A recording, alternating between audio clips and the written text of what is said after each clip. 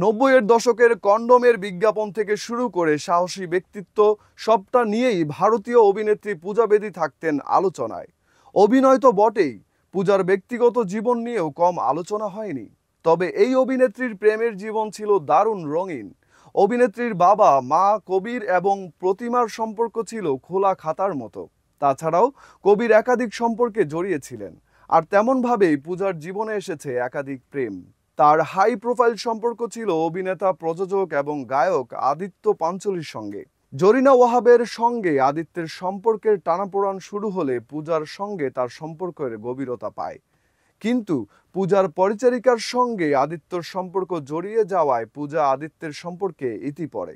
1994 সালে ফারহান ফার্নিচারওয়ালাকে প্রথম বিয়ে করেছিলেন পূজা। প্রেমে পড়ে পূজা বিয়ে করেছিলেন ফারহানকে। তার জন্য ধর্ম পরিবর্তন করেছিলেন তিনি। তখন পূজার নাম হয়েছিল নূরজাহান। তারা আলায়া এবং ওমর নামে 2 সন্তানেরও জন্ম দেন। কিন্তু তাদের বিয়ের 12 বছর পর তাদের বিচ্ছেদ হয়। নাচ বলিয়ে 3-এর সেটে তার কোরিওগ্রাফার হানিফ হিলালের প্রেমে পড়েন পূজা। তবে এই সম্পর্ক খুব বেশি দিন স্থায়ী হয়নি। পূজা এবং হানিফ 2008 সালে আলাদা হয়ে যান। এরপর বিগ বস 5-এর আকাশদীপ সায়গলের সঙ্গে নাম জড়িয়েছিল পূজার। আকাশদীপ তার বাইসেপে পূজার নামও ট্যাটু করিয়েছিলেন। 2013 সালে তাদের বিচ্ছেদ ঘটে। আরও একটি সম্পর্কে জড়িয়ে নাকি 2019-এর 14 ফেব্রুয়ারি মানিক কন্ট্রাক্টরের সঙ্গে বাগদান সারেন পূজা।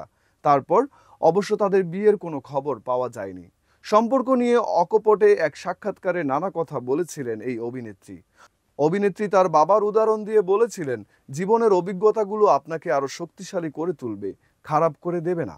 একটা বিয়ে যদি কার্যকর না হয় তবে দ্বিতীয়টা হবে না এমন কোনো কথা নেই। আমার বাবা কবির বেদী 4 বার বিয়ে করেছেন। তিনি কিছু চমৎকার নারীকে বিয়ে করেছেন।